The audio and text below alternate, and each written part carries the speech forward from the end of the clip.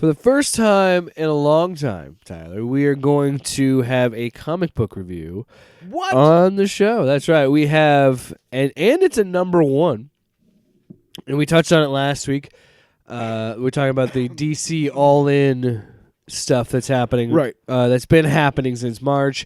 And now with Absolute Batman and Absolute Wonder Woman and eventually Absolute Superman, it's going to be like, this is the big new... Did we talk about the All-In universe and what it is last week? Yes, how they're going to incorporate Elseworlds into like a shared universe, which is stupid because Elseworlds should just be its own thing and not have a shared... There shouldn't be a universe. Why? That's the whole point. In fact, can I tell you one thing? The Gotham by Gaslight story, that should have its own universe.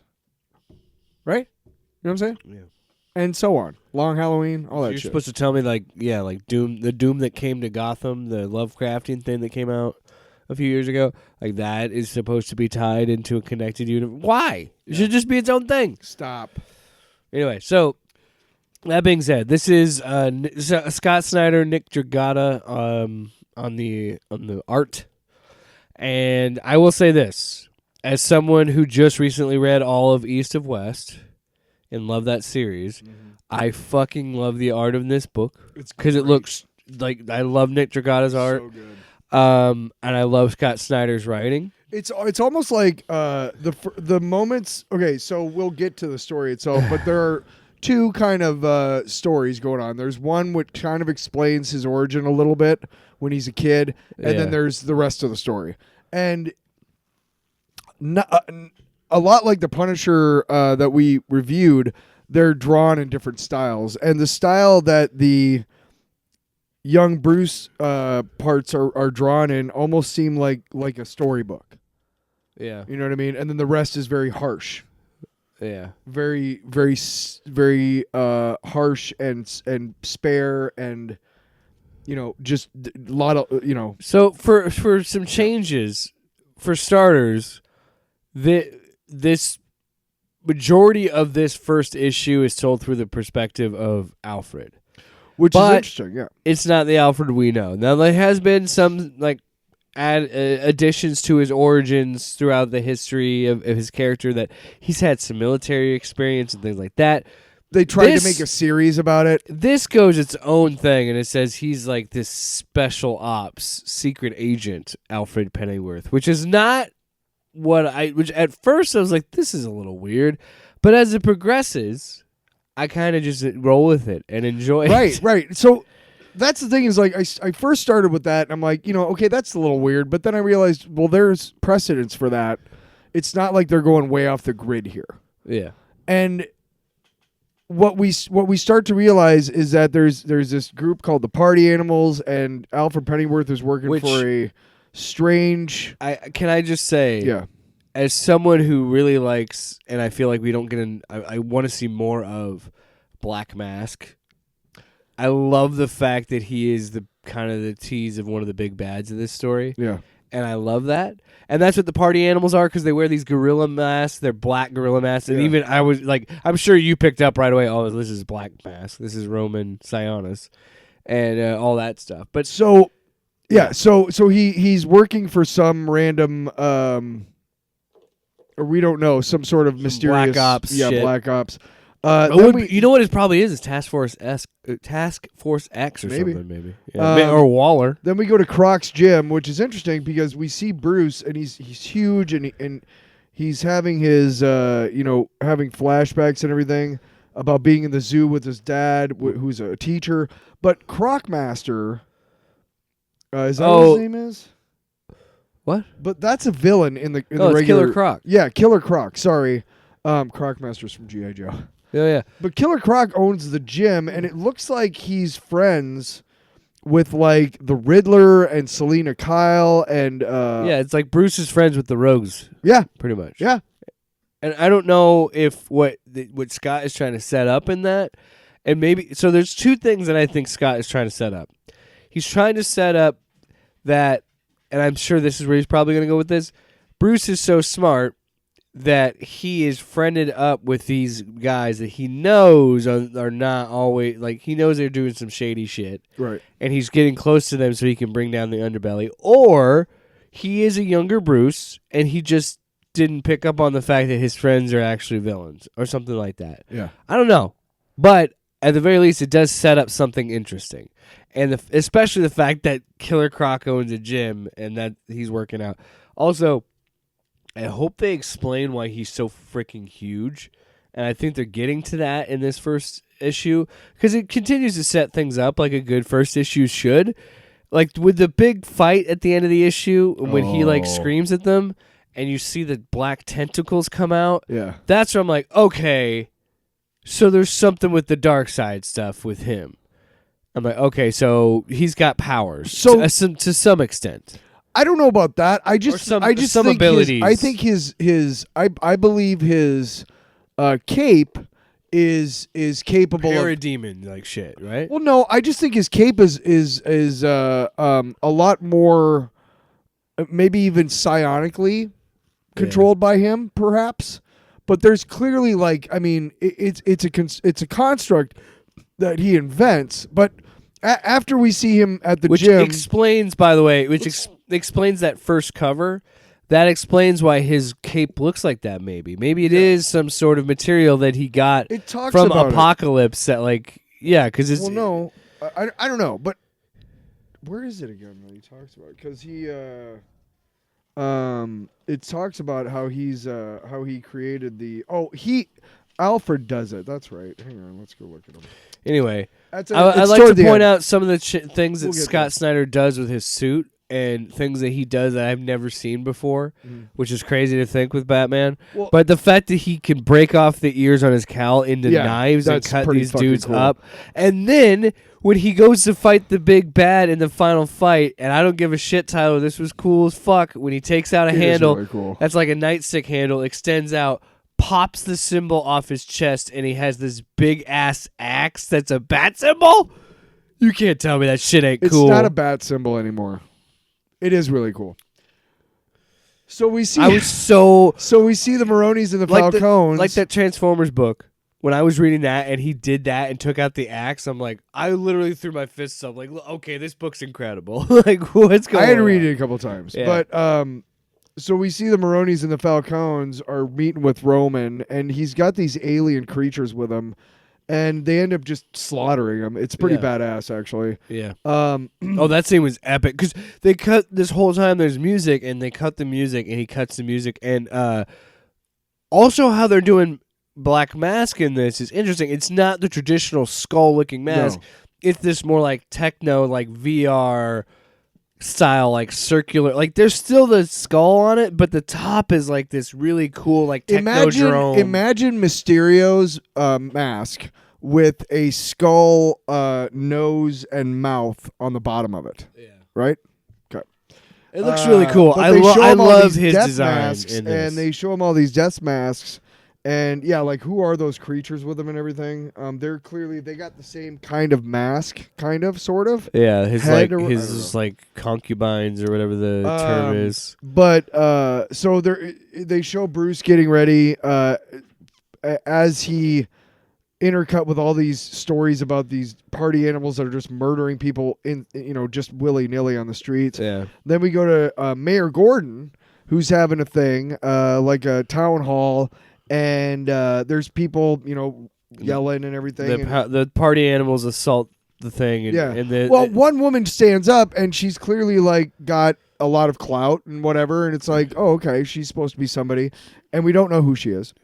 But then the party animals show up, and that's what I'm talking about. Like, he grabs him with his cape.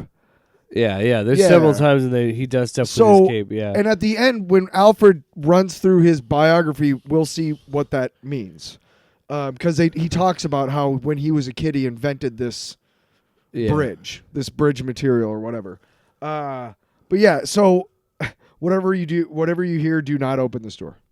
Yeah, which they call back to later because that's what his dad says when his dad gets shot at the zoo. Some dude just shows up. Apparently, his dad is taking the class to the zoo, trip, right? And this dude just shows up in the zoo, just shooting. And by the way, I hope that is it. I hope there's nothing other than like it's just it's shooting, like it's just that random act of violence, and that is what pushes Bruce to the levels it does. Yeah. And I think that's what it's going to go to. But like that whole sequence of him showing up and just and like Alfred again.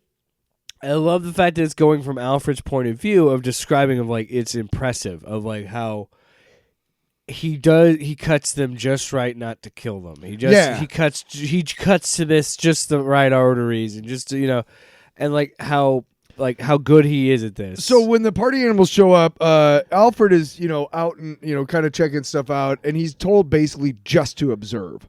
But if the other guy, if he tries to fight Alfred, he gives. Yeah, if the other player jumps in, who is Batman, then he's supposed to take him out or whatever. And he's like, obviously I'm not going to engage if necessary. If he engages with you. So clearly it's bulletproof. Yeah, because he pops down and he's got his wing around him, his cape around him, and it's blown away. But like here, where like he grabs the dude and then flings him into the fucking tree. His cape. I love that his cape is. Yeah, it's like it almost looks like Venom. It almost looks like symbiotes like popping off of him. So there's different parts where the hell is it again? There's a part where like there's different parts in the book where like bats are crazy. Where the hell is it? They talk about they show like the part where he's like bats. Well, the zoo. Yeah, hang upside down, walk on their hands. So he actually makes the cape move like a bat. Yeah, and it's really really cool. So he's just kicking the shit out of these guys, and he takes care of the first guys, and they're basically telling Pennyworth to take him out. Yeah. And he's like, well, I'd rather watch him do this. Yeah. And this is when he just goes off, man. Yeah, he's slicing him up, and that's when Alfred is what he says. Oh, just enough not to hurt them. Yeah, and he's just enough not to kill them. Clearly, like But that's when he goes. That's a problem. This guy's good. And then this is my favorite part. No fatalities at all, not one. Yeah. So an idealist, bloody hell. Yeah. Like he hates that he's an idealist. And then when the big bad comes up and says, "Get the fuck out of our way," yeah. and that's when he creates an axe and just chops his hand off. Yeah. And just says, "You know what? Get the fuck out of my way." Yeah. And that's when the spikes pop out of the cape, and it's just like he tells him like, "Hey, there's a hospital near here, motherfucker. Get going." Yeah. But the best part is I cut it just if you go now. The best part, he says like, "Hey, well, if you're smart, you'll go ahead and at the end of the fight, where he's running away, and he's like, you'll have some tactical stuff set up to." Do you know what I'm talking about? I hear that you can reattach them sometimes. There's a hospital 3 blocks south of here, or is it east? I can't seem to remember all of a sudden. Yeah, I would run if I were But you. I'd run. Let me see 1 second. Oh wait, the rest of you, I'm going to give you one chance to get the fuck out of my way. Yeah, I just want to see one. There's a part where he's, well done. But if you were a true tactician, you'd have set up a trap for those fleeing the boom. Huh. So he's basically Yeah. So that's kind of cool. And then he comes up. He's like, "That's the sound of a DC-34 automatic shotgun, son. There are only 3 of them in the world. It could blow your brains all over the sidewalk before you even blink." And he just takes care of him. Yeah. He's so 24 years old. Mom is a social worker. Dad is a teacher. Grow up in crime alley. High friends in low places. Smart. Excel at school. In 5th grade, you win a standout student engineering competition, creating a mobile, collapsible bridge that can be used to bring aid to locations hit by catastrophic damage from war and cataclysm, origami-like, based on the anatomy of a batwing. And that's like, so then they show his dad getting shot, and he says, "Bruce, whatever you hear, you do not open this door." Yeah. And that's a callback to that. And then he goes and he basically just becomes. One review I read talks about the genius of this is that he starts taking jobs to work inside the sewers, right, and works in, so he understands every part of every facet of the city, piece of work of the city. This particular iteration of Batman might be the truest master of Gotham that we've ever fucking seen, man. Because he knows the guts. Yeah. Previous ones were like he's rich, so he knows about all the building projects and stuff because he, whatever. But this one's even better because he's not on the front page ever. Yeah. This is even better, man. And he still not a killer. Movie makers, So when he gets so Alfred shows up in his hideout, gets the drop on him. which is on the top of one on of the top, yeah, not on the like in a cave. It's on top of all the buildings because he knows where to hide out. Yeah. And so he shows up, and Alfred's like, he's got the gun. He goes, "Give me the gun, kid. You're no killer." And then just shoots him in the fucking face. And he hits him. And then when you look at what it is, it's a buckshot full of tiny little fucking batarangs in his face. And he's like, "You piece of..." And it's funny because it's a visual of like, "You fucking dick." Like, like you didn't have to shoot me that close to fucking range. Right. You know? And then he goes, and then a few things happen very fast. First, I realized the little shit modifies my price shotgun to be non-lethal, ruined it. Second, I hear that very gun chatter by my side as though he's saying, "Keep it," which I fucking love that. And then third, I hear this roar, the roar of my own damn bike. Because, by the way, his other bike got stolen. And he goes, "I hate this fucking city when it gets stolen." Yeah. But yeah, and then he rides off, and then it's that beautiful double splash page to end it. And then there's two great double splashes. The title is just a gun in a hand, and it's called Zoo. Part 1 of 5, The Zoo. But then, this one he's got those bat wings out, and then he's on the motorcycle in the full moon. So badass. A big fucking tire. And then, it ends with we get a tease of the Joker. A guy who never laughs. A guy who never laughs, who is the richest man in Gotham, and one of the richest men in the world. And so we see that the Joker character is going to be basically a mirror of... Oh, I'm putting this back, man. It's like third twisted version of Bruce Wayne. Yeah, the usual traditional Bruce Wayne, the Playboy Bruce Wayne. You could say that, if you believe any one of the origins of the Joker, that you could say that this is merely just switching Bruce and whoever the Joker was before he became the Joker. Yeah. But I do love the fact that he becomes a city worker and just learns from the plumbing, the electrical, the buildings, and literally being on the crews that build these buildings, so he knows how the guts. Like you said, the guts. Well, I read this review, and they talked about how this Batman might be better than all the others when it comes to protecting and knowing Gotham, because he's built it, he's helped build it in a way that previous incarnations of he didn't Bruce just Wayne put money into have. it. He actually got his hands dirty. He knows where all the boxes, the power boxes are and shit, and all the right junctions. So let's move on now. So I'm hoping. Oh, by the way, I think we both say a really, really good start. Fuck yeah. I'm hoping that I can get a copy of the Wonder Woman tomorrow because I'm genuinely invested in at least this book. Yeah. Maybe not the whole universe. We'll see how. But Wonder Woman looks and sounds awesome. I liked it a lot more than I expected. I knew I was going to like it because it's a Batman book. I love Batman way more than I thought I was. Yeah. I was like, this is stupid. Well, after I finished it, I texted you. I was like, that was fucking awesome. When we first talked about it, we were like, this is dumb. We were like, this is not the bat symbol. I still hate the bat symbol. It's dumb. It was still cool though. I popped it off his chest and used it as an axe. Look, I'll say this. One of the great things about Batman and all these characters, one of the great things about the characters that we all know and love so much is if you take it and you take the story and you do something with it well enough with a good enough writer like Scott Snyder, you can make an entirely different world. And it's really cool. I'm hoping, I don't know, from what I understand, the Wonder Woman thing is basically she's an Amazon without Amazons. Yeah. It's also I would like to say it's what I've always said on the show. Fatigue happens when something is done multiple times and it's not good. But when something is done right, it can you tend to forget about like I said. I always say I hate prequels because there's no stakes to them. Yeah. But I've also said I've been completely proven wrong because the story is good enough that I'm still invested, even though I know those characters are going to make it. I can still be invested and be like, this is actually working as a story. Yeah. It's just as long as the story is good, and like you're saying, you can reinvent Batman and Spider-Man and Superman and all these other characters so many times. Mm-hmm. If it's done with the right writer. Yeah. Exactly. And I am invested in this Batman because it's still amazing. Like I said, you're seeing it even with Matt Reeves stuff and with the Penguin and all this stuff. You're seeing like, oh, it excites me that there's still new ways to tell stories about these characters. Yes. And like you said, the foundation is strong enough. There's a reason that characters existed 80 plus years, you know? And I think this book is another great example of that.